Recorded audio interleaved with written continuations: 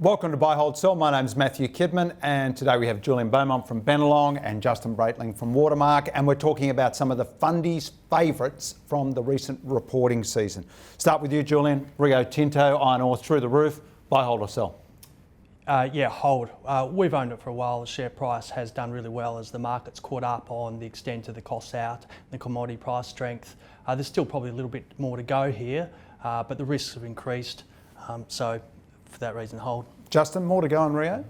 Oh, I think it's done. Rio's a sell in my mind. I mean, it's back to its previous intermittent high before we had the breakdown in the fourth quarter of 2015. Again, peak margins, peak profits.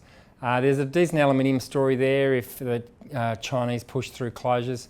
But I just think we're really back to peak levels here, and I'd be selling. Okay, let's go with the financial. Suncorp, insurance, banking, buy, hold or sell? Yeah, so Suncorp trades at a decent discount to IAG. You're starting to see some premium increases come through in the commercial lines. They have a very big commercial insurance business. You know, it's cheap versus IAG, as I mentioned. They've still got to come clean on their CTP. They've done a deal with the Queensland government. That's going to come out in the next few days. There might be a bit of a sell-off there. That would provide a good opportunity to buy. So buy. Julian, buy, hold or sell? Yeah, hold. Good company and looks cheap on the face of it, but probably a few concerns around the earnings quality and delivery, and we saw a few signs of that in the last reported result. Okay, let's go global with insurance. QBE, buy, hold or sell? Yeah, sell. It's always a tough one. I struggle to get my mind around all the moving parts of that stock and gain any conviction, particularly as they've really disappointed over the last number of years. So there are signs of operational turnaround, but I'm happy to avoid. It's been a howling wolf, a dog. QBE, Justin, buy, hold or sell? Well, recently it's actually performed very well. It's a sell, definitely a sell. It's fully valued 14, 15 times. The trends are poor, premiums continue to move lower.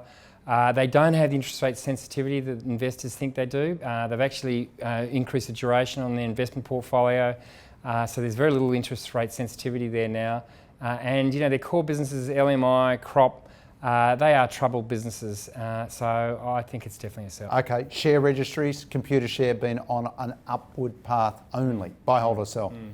It's probably it's a hold here. They've got their analyst day coming up in May. They're talking a good story around cost out, but their underlying registries business is in structural decline. But the cost out and then the interest rate increases, which will flow through their margin income line in the next year or so, should give them some good profit growth.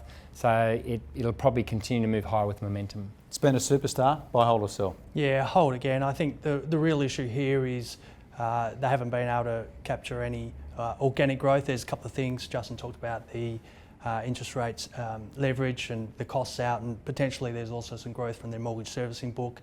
But it's a stock that's very often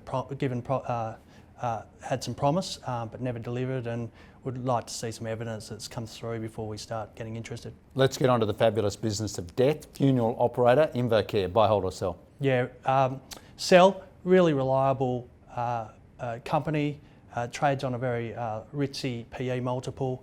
We just don't see that there's the underlying growth to justify that valuation. And even though that they're throwing a heap of money to try and accelerate that growth, we don't think even if they achieve that the valuation is supported.